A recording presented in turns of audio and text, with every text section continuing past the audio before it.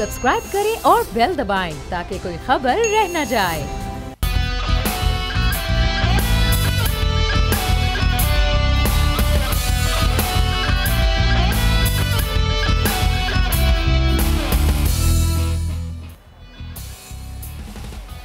अस्सलामुअलैकुम। प्रोग्राम एक लगारी सब पे भारी में खुशामदीद। मैं हूँ महविश तबस्सुम और प्रोग्राम में मेरे साथ हैं बोल न्यूज़ के एडिटर इन चीफ नज़ीर लगारी साहब। अस्सलाम वालेकुम सर।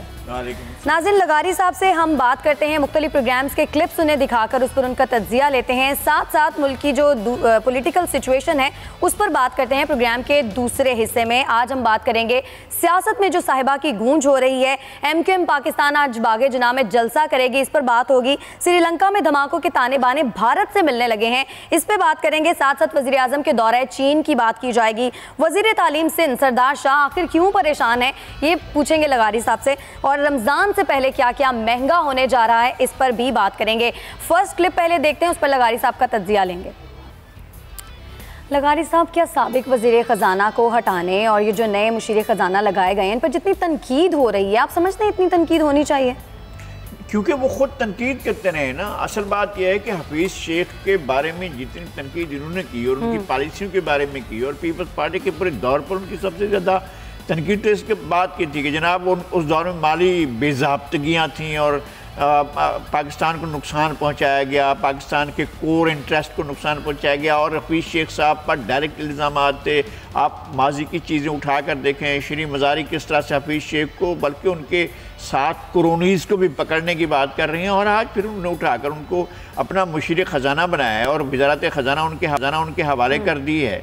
तो जाहिर है अगर कोई इस तरह की बात होगी जब आप अपना, और ये अजीब बात है कि इनका हर मामले में ये होता है कि एक काम कर रहे होते हैं और फिर उसी से वापस जाते हैं, एक चीज़ पर तनकीद कर रहे होते हैं फिर वही काम खुद कर रहे होते हैं। तो अगर ये सियासत इसी तरह चलाएंगे और जिस तरह से वो कहते हैं कि हमारा जो है वो मोटो है यू टर्न, अगर इस तरह से हुकूमत चलाएंगे तो फिर इस तरह से चलेगी नहीं। आप चला रहे हैं जितना अरसा चलाते हैं। बिल्कुल सही। अच्छा लगारी साहब, पंजाब में 5, इस्लामाबाद में 2 और पेशावर में इक़्तिदार के 10 मराकज़ बने हुए हैं। हुकूमतें क्या इस तरह चलाई जाती हैं कि अलग अलग मराकज़ बना दिए जाएँ? मेरे ख्याल में इक़्तिदार के मराकज़ ये एक नई रीत पड़ी है कि चीफ मिनिस्टर हो, फिर चीफ मिनिस्टर पर एक और चेक रखा हो, फिर एक और आदमी हो वो भी चीफ मिनिस्टर जैसे इख्तियारात इस्तेमाल करता हो। ये पहले हुआ था एक ज़माने में जब गुलाम हैदर वाइन थे चीफ मिनिस्टर पंजाब, तो उस वक्त तमाम फाइलें शहबाज शरीफ साहब के पास जाती थीं और गुलाम हैदर वाइन का कोई इख्तियार नहीं होता था। तो इसके बाद जो है वो तमाम चीज़ें शहबाज शरीफ, हालांकि वो चीफ मिनिस्टर थे, हालांकि वो सूबाई असम्बली के मेंबर नहीं थे, हालांकि उनका सूबाई हुकूमत से कोई वास्ता नहीं, वो कौमी असम्बली के मेंबर थे, उसके बावजूद हुकूमत वही चलाया करते थे। इस तरह का मामला सिंध में कहा जाता रहा है कि जनाब जब कायम अली शाह थे चीफ मिनिस्टर तो एक से ज़्यादा वज़ीर आला थे। अब ये सूरत हाल यहाँ हुई है कि पंजाब में जो है वो 5 जो हैं वो कुछ चीफ मिनिस्टर बने हुए हैं और चीफ अख्तियारात जो है 5 जगहों पर बटे हुए भी नहीं है। मसला ये है कि यहाँ इस तरह से कोई गवर्नेंस नहीं हो सकती, इस तरह से हुकूमत नहीं चलाई जा सकती है। आप ऐसे कैसे हुकूमत चला सकते हैं कि जब कोई एक चीफ एग्जीक्यूटिव ना हो, जब कोई एक फैसला ना हो और चीज़ें ताख़ीर का शिकार होती हैं और चीज़ें ज़्यादा ख़राब होती हैं। और KP में आप 10 जो है वो हुकूमतें कायम हों और इस्लामाबाद में भी एक की जगह पर 2 हों, तो इस तरह के जो एतराज़ात सामने आ रहे हैं तो ये तो बढ़ते जाएंगे। आप इक़्तिदार के मराकज़ को तकसीम करते जाएंगे तो किसी की भी मरकज़ियत नहीं रहेगी और कोई भी मरकज़ियत पर नहीं होगा। लेकिन सर, जहांगीर तरीन को हुकूमती उमूर में क्यों शामिल किया जा रहा है? वो तो सुप्रीम कोर्ट की तरफ से नाअहल है, मुसद्दिक मलिक साहब ने बात की अभी। मेरे ख्याल में ये सवाल सुप्रीम कोर्ट को करना चाहिए, अगर करना चाहिए, इसलिए कि सुप्रीम कोर्ट ने अगर नाअहल करार दिया है और ऐसा नहीं है कि सुप्रीम कोर्ट के किसी डिवीज़न बेंच ने किया हो, और डिवीज़न बेंच का फैसला भी सुप्रीम कोर्ट का फैसला है, सिंगल बेंच जज का फैसला भी सुप्रीम कोर्ट का फैसला होता है और ये तो लार्जर बेंच का फैसला है। और 5 जज साहबान बैठे हुए थे और उन्होंने ये फैसला किया था और नाअहल करार दे दिया था, उनकी अपील रिव्यू को भी मुस्तरद कर दिया था। और फिर अजीब बात यह है कि उनके ख़िलाफ़ कोई रेफरेंस नहीं बना था और अब ये सूरत हाल है कि वो हुकूमत चला रहे हैं, वो हुकूमत के अंदर बैठे हुए हैं, सारा इक़्तिदार उनके पास है, सूबा पंजाब उनके हवाले है, इक़्तिदार का जो मरकज़ी सरचश्मा है वो तो जहांगीर तरीन साहब। बिल्कुल सही कहा। और वज़ीर आज़म इमरान खान पे भी तनकीद हो रही है, सिर्फ उनके वज़रा पर ही नहीं। एक क्लिप देखते हैं फिर उस पर बात करेंगे। لغاری صاحب، سانحہ ساہیوال کی انہوں نے بات کی ہے، کیا سانحہ ساہیوال کو حل کرنے میں ناکامی وزیر اعظم پاکستان عمران خان کی سب سے بڑی ناکامی ہے؟ انہوں نے کہا کہ پہلے ٹیسٹ میں فیل ہوئے ہیں، تو ظاہر ہے وہ پہلا ٹیسٹ نہیں تھا، اس سے پہلے بہت سے ٹیسٹ میں وہ فیل ہو چکے ہیں۔ ان نے آتے ہی جو کچھ کہا تھا وہ سب کچھ نہیں ہوا۔ پاکستان کے اندر کوئی زر مبادلہ کے ذخائر میں اضافہ نہیں ہوا، وہ پاکستان میں کوئی اور باہر سے چیزیں اس طرح سے لے کر نہیں آئے، نہ وہ لوگوں کو قائل کر سکے بیرون ملک پاکستانیوں کو کہ وہ اپنے فائنانسز یا اپنی جو باہر ان کی دولت ہے وہ یہاں شفٹ کریں اور پاکستان کو ترقی دیں، وہ اس بات پر قائل نہیں کر سکے اور لوگوں کا ٹرسٹ نہیں بن سکا ہے، اور ریمیٹنسز بھی آپ کے جو ہیں وہ کم ہوئے ہیں، اور یہ دعوے یہ کرتے تھے کہ ہم آئیں گے تو ہم پاکستان کو کہاں سے کہاں لے جائیں گے، لیکن نہیں لے جا کر سکے۔ اور پھر یہ کہ ساہیوال کا سانحہ جو تھا اس پر تو آرام سے ہو سکتا تھا، کارروائی ہو سکتی تھی۔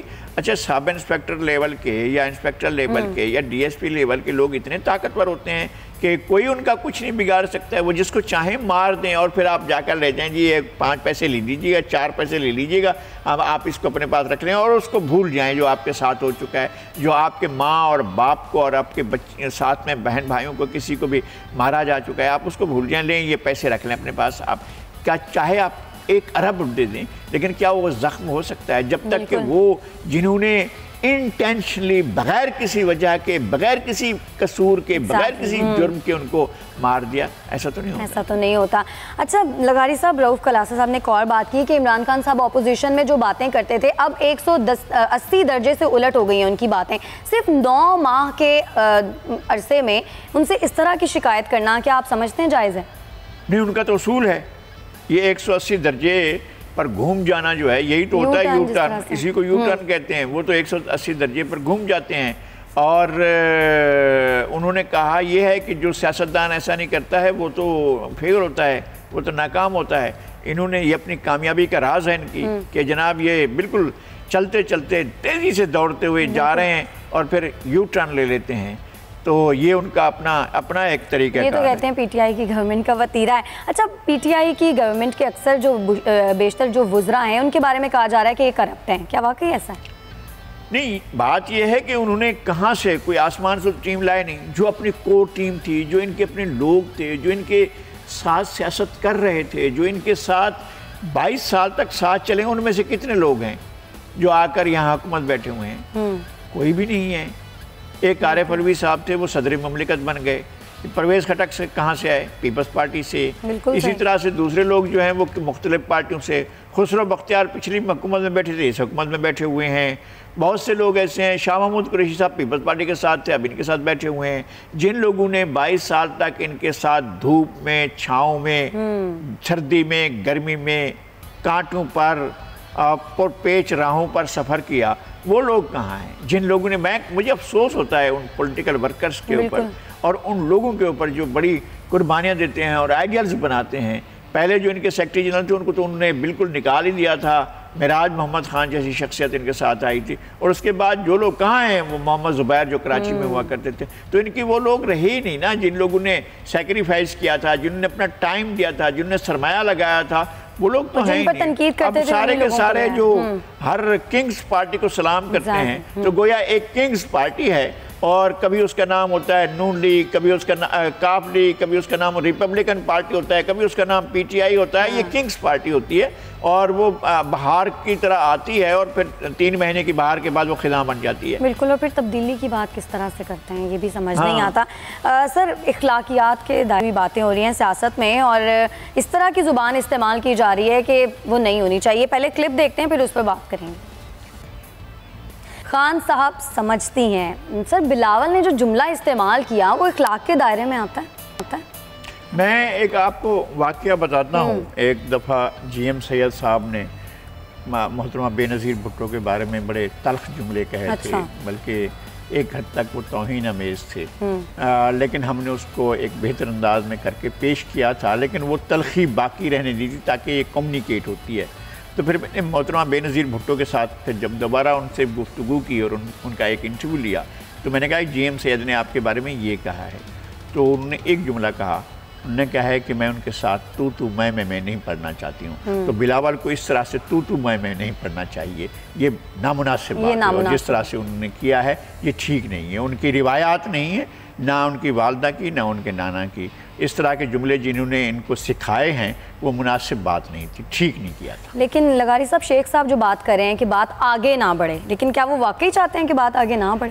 لیکن شیخ صاحب کی اپنی ایک زبان ہے، وہ اپنی ایک ڈکشن ہے ان کا. ان کی سیاست جو ہے وہ ایک خاص انداز کی ہے. ان کے جملے اتنے زومینی ہوتے ہیں اور اتنے کارڈار ہوتے ہیں کہ بعض دفعہ آدمی جھنجھلا کر رہ جاتا ہے. یہ ان کے جملوں کی ساخت کا مسئلہ ہوتا ہے. بڑے جملے بولنے والے لوگ موجود رہے ہیں پاکستان میں.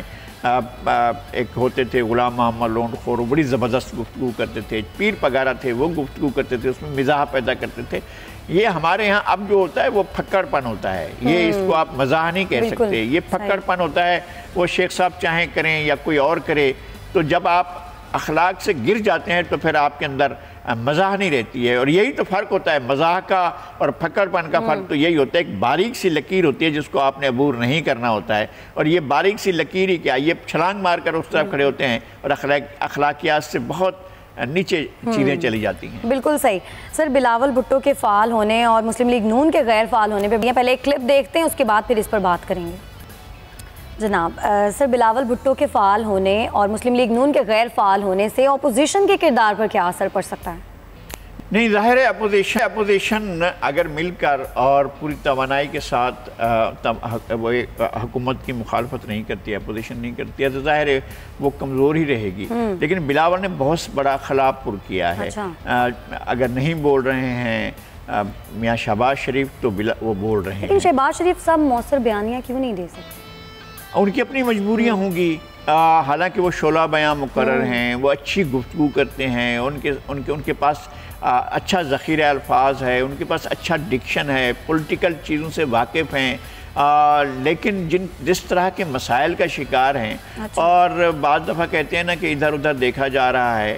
اگر وہ ادھر ادھر دیکھ رہے ہیں، اگر کسی ڈیل کی طرف معاملات جا رہے ہیں، اگر ان سے یہ توقع کی جا رہی ہے کہ وہ اپنی زبان کو بند رکھیں گے، تو ہو سکتا ہے کہ انہوں نے اس طرح سمجھوتا کیا ہو. لیکن میں ایسا فائنلی نہیں کہہ سکتا ہوں کہ انہوں نے واقعی ایسا کیا ہوا ہے، لیکن کوئی سمجھوتا کیا ہے. لیکن اس وقت صورتحال یہ ہے کہ وہ نہیں بول پا رہے ہیں اور نہیں بول رہے ہیں. اس وجہ سے ویسے ہی وہ چونکہ ایک اچھے مقرر ہیں بلاول، انگریزی کے تو کمال کے مقرر ہیں، لیکن اس دفعہ انہوں نے اردو میں کمال کی تقریر کی ہے، تو وہ بڑا اسپیس لے رہے ہیں. بالکل. اپنے اگلے کلپ کے جانب بڑھتے ہیں، دیکھتے ہیں، اس کے بعد اس پہ بات کریں گے.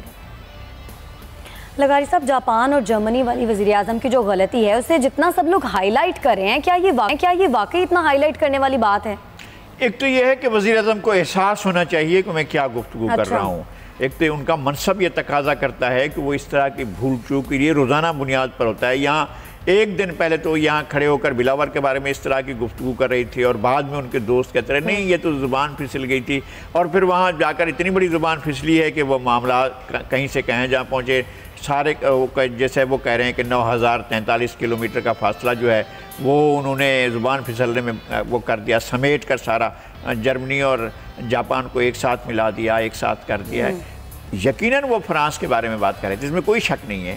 لیکن اپنی غلطی کی اصلاح آدمی کرتا ہے اگر اس کو پتہ ہو کہ میں کیا گفتگو کر رہا ہوں. آپ کی منتشر خیال ہی نہ ہو. اگر خیالات آپ کے منتشر ہیں اور آپ بیٹھے ایک شخصیت کے ساتھ، اگر آپ ایران میں بیٹھے ہوئے ہیں، بیرون ملک بیٹھے ہوئے ہیں، تو آپ کو اپنے منصب کا، اپنے عہدے کا، اپنی ذمہ داریوں کا تو کنسنٹریٹ ہونا چاہیے. آپ کو پتہ ہونا چاہیے کہ میں کیا گفتگو کر رہا ہوں. اگر آپ کو پتہ نہیں ہے تو پھر آپ کا گفتگو کرنا فضول ہے. اسپیشلی آپ یہ کہہ رہے ہیں کہ وزیراعظم کو ایسے فورم پر بہت احتیاط سے کام لینا چاہیے. بالکل احتیاط سے کام لینا چاہیے. وزیراعظم کا منصب ہی اس بات کا تقاضا کرتا ہے کہ انہیں کسی طرح کی بھی گفتگو میں ایسی کوئی چیز نہیں لانی چاہیے جو اشارتاً، کنایاتاً یا کسی بھی طریقے سے لگے کہ وہ غلط بیانی کر رہے ہیں یا ان کو اس چیز کا معلوم نہیں ہے یا علم نہیں. ٹھیک ہے لغاری صاحب، ہمیں بریک ہے. ناظرین، بریک سے جب ہم واپس آئیں گے تو ملک کی جو کرنٹ پولیٹیکل سچویشن ہے اس کے اوپر بات کریں گے. ساتھ رہیے گا. Welcome back. خان صاحب نے بلاول کو صاحبہ کیا کہا؟ پاکستانی سیاست میں تو سب کی زبان پھسلنے لگی. کس نے کیا کہا؟ پہلے اس پر ایک رپورٹ دیکھتے ہیں، پھر اس پہ بات کریں گے. سلپ آف ٹنگ کے معنی ہیں زبان کا پھسل جانا. آج کل پاکستانی سیاست میں سب کی زبان پھسل رہی ہے، کبھی وزیر اعظم عمران خان تو کبھی اپوزیشن ارکان کی زبان پھسل رہی ہے۔ وزیر اعظم نے بلاول بھٹو کو صاحبہ کہہ کر مخاطب کیا، جس پر عمران خان کو شدید تنقید کا نشانہ بنایا گیا۔ اس وقت اپوزیشن کی سب سے بڑی جماعت نون لیگ ہے، لیکن لیگی رہنماؤں کی زبان پر چپ لگی ہوئی ہے، جس کا بھرپور فائدہ بلاول بھٹو زرداری اٹھا رہے ہیں۔ وزیر اعظم کے جاپان اور جرمنی کے بارڈر والے بیان کو اپوزیشن نے خوب کیش کیا اور بلاول بھٹو نے وزیر اعظم پر تنقید کے تیر برسا دیے۔ عمران خان سے بلاول بھٹو کی تنقید برداشت نہ ہوئی اور انہوں نے جلسہ عام میں بلاول کو کیا کہا۔ میں بلاول بھٹو صاحبہ کی طرح میں کوئی کاغذ کی پرچی پہ نہیں آیا تھا کہ جی مجھے والدہ نے جائیداد میں پارٹی دے دی ہے۔ میں محنت کر کے آیا تھا، نام مجھے کوئی سی جنرل جلانی نے مجھے اٹھا کے تو وزیر اعلیٰ بنا دیا تھا۔ وزیر اعظم کے اس بیان پر اپوزیشن نے سخت رد عمل دیتے ہوئے عمران خان سے معافی کا مطالبہ بھی کر دیا۔ ترجمان وزیر اعظم ہاؤس نے بیان کا دفاع کرتے ہوئے کہا، عمران خان کی زبان پھسل گئی تھی، اب اسے زبان پھسل جانا کہیں یا اخلاقیات سے گر جانا۔ سیاست دانوں میں اخلاقیات کا برتاؤ ہونا چاہیے، برداشت سے کام لینا چاہیے، نہ کہ اس طرح کے غیر روایتی جملوں سے۔ خان صاحب کہتے ہیں جی جائیداد میں پارٹی نہیں ملی اور نہ ہی والدہ کی پرچی پر آیا ہوں۔ لغاری صاحب میرٹ کیا ہے؟ یہ کہتے ہیں میں میرٹ پر آیا ہوں۔ ہاں میرٹ ہے کہ پاکستان کو شاید سمجھا گیا، اچھا، جن لوگوں نے ملک کو چلانا ہوتا ہے، جو پاکستان کی مقتدرہ ہوتی ہے، جو پاکستان کی اسٹیبلشمنٹ ہوتی ہے، اس نے سوچا ہوگا کہ ایک ایسا آدمی لے آتے ہیں جو جس کی بڑی پاپولیرٹی رہی ہو، جو کسی نہ کسی حوالے سے بہت لوگوں میں مقبول رہا ہو، اور پھر اس کے ساتھ جس طرح کے لوگ لگا دیے گئے، پھر اس طرح سے جو رائٹر ان کی طرف سے آرٹیکل لکھتے تھے، وہ پہلے ہمیں معلوم ہے کس طرح چھپتے رہے ہیں اور کس طرح وہ آرٹیکل لکھے جاتے رہے، جن کا انہوں نے پڑھا بھی نہیں ہوتا تھا، ویسے آرٹیکل ہوتے تھے، اور ایک دماغ سازی ہوتی رہی ہے ان کی، اور ایک بڑے عرصے تک ان کے ملک کے مقتدر اخبارات میں ان کے مضامین چھپتے تھے، اور اگر ان کو کہا جائے کہ یہ مضامین پڑھ کر سنائیں تو میرا خیال ہے وہ پراپرلی ان مضامین کو پڑھ بھی نہیں سکتے ہیں۔ ہو رہا تو اسی طرح سے ان کو سیاست میں وہ چلتے رہے ہیں۔ میرٹ ان کا یہ تھا کہ ان کے بارے میں یہ خیال تصور کیا جا رہا تھا کہ یہ ڈیلیور کریں گے، اور لیکن جو کچھ ہوا ہے وہ سب کے سامنے ہے۔ پھر جس طرح سے لوگوں کو جوک در جوک ان کی پارٹی میں شامل کیا گیا، اور جو ٹوٹل یہ تھا کہ 2002 کے الیکشن میں تو ان کی ایک ہی سیٹ تھی، 2008 کے الیکشن میں انہوں نے بائیکاٹ کیا، 2013 کے الیکشن میں ان کو ٹوٹل 34 یا 36 سیٹیں ملیں، اور پھر جناب میدان مار لیا انہوں نے۔ تو میدان جس طرح مارا گیا ہے وہ سب دنیا واقف ہے، لوگ واقف ہیں۔ آپ گلی میں جاتے ہوئے کسی بچے سے پوچھیں، کسی کامنر سے پوچھیں، عام آدمی سے پوچھیں، ہل چلانے والے آدمی سے پوچھیں، سب کو پتہ ہوتا ہے کہ جی کس طرح سے یہ آئے ہیں اور کس طرح سے۔ چھوڑیں اس بات پاکستان میں کون میرٹ پر آتا ہے، کس طرح میرٹ پر آتا ہے، میرٹ کہیں اور طے ہوتا ہوگا۔ ایگزیکٹلی، اور میرٹ کی بات نہ ہی کی جائے تو اچھا ہے۔ اچھا لغاری صاحب، ایم پاکستان بڑی ایکٹیو نظر آج جلسہ کرنے جا رہی ہے، اور سنا ہے بڑے اہم اعلانات بھی متوقع ہیں۔ جی بالکل، ایم کا اس سیاست میں بڑا کردار ہے۔ یہ پارٹی پچھلے 30-35 سال سے پھال رہی ہے، اور شہر تو اس کے دسترس میں رہا ہے، اور اس شہر میں جتنی اچھائیاں ہیں اور جتنی خرابیاں ہیں، ان میں میجر جو چیزیں ہیں وہ ان کی ہیں۔ اگر شہر کہیں اچھا ہے تو بھی ان کا حصہ ہے، اگر شہر کہیں برا ہے، گندا ہے، ڈلٹی ہے، جہاں پر غلاظت پڑی ہوئی ہے، کچرا پڑا ہوا ہے، تو اس میں بھی ان کا حصہ ہے۔ ایسا نہیں ہے کہ ان کا حصہ نہیں ہے۔ یہ ہمیشہ 1988 سے لے کر اب تک کسی بڑے وقفے کے بغیر ہمیشہ کسی نہ کسی طرح اقتدار کا حصہ رہے ہیں اور حکومت میں حصہ لیتے رہے ہیں، لیکن ان کا ایک انداز ہے سیاست کا، اور ایک شہری بیانیہ ہے ان کا، اور شہری سندھ اور دیہی سندھ کی گفتگو کرتے ہیں، اور وہ اس طرح نہیں کر سکتے ہیں، نہیں کہہ سکتے ہیں کہ جی شہری سندھ کس کو کہتے ہیں اور دیہی سندھ کیا ہوتا ہے۔ اس کا وہ کوئی حد فاصل نہیں ہے ان کے پاس۔ بس جس چیز کو کہا کہ یہ شہری سندھ ہے، یعنی میرپور ہے اور سکھر نہیں ہے۔ اب جب گفتگو کریں گے، حیدرآباد ہے لیکن لاڑکانہ نہیں ہے، اور شہر جو ہیں وہ تھوڑی ہے، ٹھٹھا شہر ہے، مدین شہر ہے، مٹھی شہر ہے، جامشورو شہر ہے، اور سیون شہر ہے، دادو شہر ہے، اس کے علاوہ جیکوباد شہر ہے، شکارپور شہر ہے کیا، اور گھوٹکی شہر ہے، کشمور شہر ہے، کندکوٹ شہر ہے، تو کیا یہ سارے کے سارے شہر جو ہیں ان کی بات کر رہے ہیں، اونرشپ لے رہے ہیں، یا جو دیہات ہیں ان کو الگ کر رہے ہیں اور شہروں کو الگ کر رہے ہیں، یا صرف 2-3 شہروں کو ان کی اونرشپ لے کر بات کر رہے ہیں؟ تو اس سے واضح نہیں ہوتا ہے بہرحال. لیکن سیاست میں ان کا حصہ لینا پرامن طور پر سیاسی بیانیہ پاکستان کی جغرافیائی سلامتی کے نقطہ نظر کے ساتھ وہ اپنی سیاست کر سکتے ہیں، وہ ہر طرح کی گفتگو کر سکتے ہیں، انہیں آزادی ہے، انہیں کرنی چاہیے اور ان کو موقع ملنا چاہیے، ان کے راستے میں کوئی رکاوٹ نہیں ہونا چاہیے. ماشاءاللہ اب بھی اقتدار میں ہیں، مرکز میں بیٹھے ہوئے ہیں، ان کے پاس وزارتیں ہیں. اب دیکھتے ہیں سر آج کیا اہم اعلانات ہوتے ہیں. سر پچھلے دنوں جو دھماکے ہوئے ہیں ان میں کہا جا رہا ہے کہ دہشت گرد تنظیم جماعت التوحید کے جو تانے بانے ہیں وہ بھارت سے ملنے لگے ہیں. پاکستان کے بعد اب بھارت سری لنکا میں بھی ایکٹیو ہو گیا ہے دہشت گردی کے لیے. دیکھیں ایک عجیب بات ہوئی ہے یہ انڈیا کی سب سے بڑی سنگین قسم کی سازش کہ ایک مسلمان گروپ اور ایک مسلمان گروپ کے کسی کارندے کو استعمال کر کے اور اس کا مربع پورے مسلم دنیا پر یا مسلمانوں پر یا پاکستان کے اوپر ڈالنے کی کوشش کی گئی. اور پہلا تاثر یہ دیا گیا کہ خدا نہ خواستہ اس میں پاکستان کی کوئی تنظیم ملوث ہے یا پاکستان کے کوئی لوگ ملوث ہیں. ایسا بالکل نہیں تھا اور پاکستان کا کوئی بھی گروپ وہاں پر اس طرح کام ہی نہیں کر رہا ہے.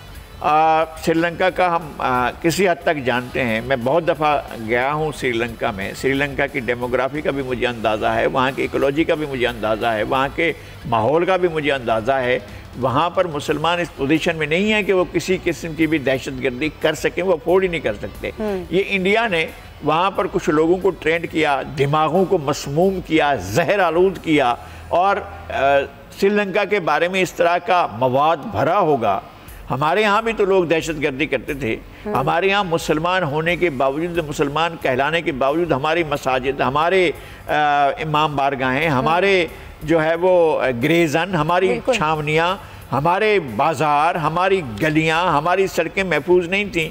یہ تو ہماری رٹ تھی، ہماری اسٹیٹ کی خواہش تھی، ول تھی، جس طرح سے انہوں نے قابو پایا تھا. اور سری لنکا نے بھی قابو پایا. مجھے معلوم ہے کہ جس طرح سے تامل ٹائیگرز کو انڈیا نے پروموٹ کیا تھا اور راجیو گاندھی کا مرڈر بھی ہوا تھا اس کے اوپر، اور اس میں بھی یہ جو ہے تاملز تھے.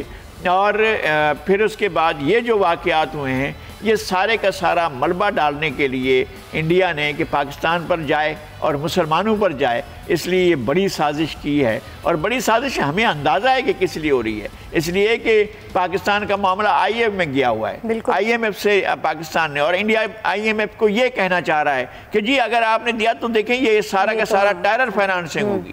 اور اسی طرح سے ایف اے ٹی میں جو ہے وہ معاملہ کیا ہوا ہے تاکہ پاکستان کے بارے میں وہ پھر ایک وہ کرے، اور اس کو چودراہٹ ملی ہوئی ہے اور اس کو آشیرواد ہے امریکہ کی. میرا خیال ہے کہ دنیا کو لاجک سے کام لینا ہوگا، منطق سے کام لینا ہوگا، اور پوری دنیا کے جو سپر پاورز ہیں، جن کے پاس زیادہ وسائل ہیں، جو زیادہ چیزوں کو سمجھتے ہیں، جنہوں نے دنیا کو ایک بہتر انداز میں لے کر چلنا ہے، وہ یہ ضرور سمجھیں کہ اگر بھارت اس طرح کی کاروائیاں کرتا رہا تو پھر دنیا کا امن ہمیشہ خطرے میں رہے گا. بالکل صحیح کہہ رہے ہیں آپ. لغاری صاحب ہمارے پاس ٹائم کم ہے گا کہ وزیراعظم پاکستان کے دورہ چین کو آپ کس طرح سے دیکھتے ہیں؟ کتنا اہم ہے یہ دورہ؟ میرے خیال میں اچھا ہے، ان کو اس طرح کا دورہ کرنا چاہیے، پازیٹیو انداز میں رہنا چاہیے، اور پاکستان کے لیے جتنی بھی مدد حاصل کر سکتے ہیں وہ کرنی چاہیے. چینی لیڈرشپ کو پاکستان کے اندر ایک فیز ایسا ہمیں چاہیے ہے کہ انڈسٹریلائزیشن ہو. دیکھیں انہوں نے ایک دم اپنی آبادی کو شفٹ کیا تھا ایسٹ سے ویسٹ میں، اور اپنا ایسٹ چائنا سے ویسٹ چائنا میں، اور وہاں پر بھی انہوں نے انڈسٹریلائزیشن کی تھی.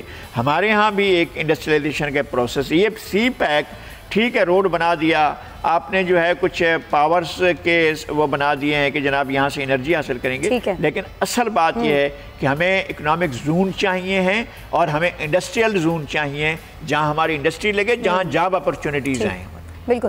اچھا لغاری صاحب, رمضان المبارک آ رہا ہے, ہمیشہ کی طرح ہر سال کی طرح مہنگائی کا بھی ایک طوفان آ رہا ہے. دنیا بھر میں ہم دیکھتے ہیں جب مذہبی تہوار آتے ہیں تو مہنگائی کم کی جاتی ہے, سیلز لگائی جاتی ہیں, عوام کو ریلیف دیا جاتا ہے, لیکن پاکستان میں کیا اور تو چھوڑیں انڈیا سبسیڈائز کرتا ہے مسلمانوں کے لیے کہ اگر کچھ چیزیں ہوتی ہیں. یہ واحد ہمارا ملک ہے جہاں پر جو ہی رمضان شریف آتا ہے تو ایک نہیں سینکڑوں چیزوں کی قیمتیں بڑھ جاتی ہیں. اس وجہ سے یہ تو ایک سبب تھا کہ رمضان شریف آ گیا ہے, لیکن اس حکومت نے تو بہت سی فرمائشیں پوری کرنی ہیں.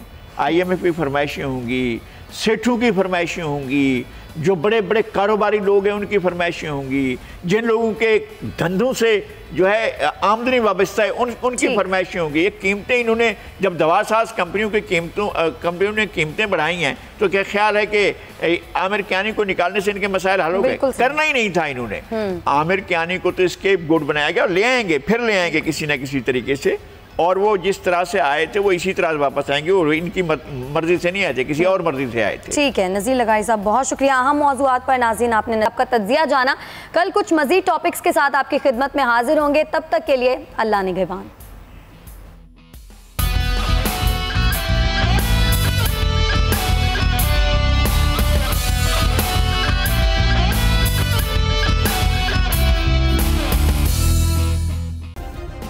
سبسکرائب کریں اور بیل دبائیں تاکہ کوئی خبر رہ نہ جائے.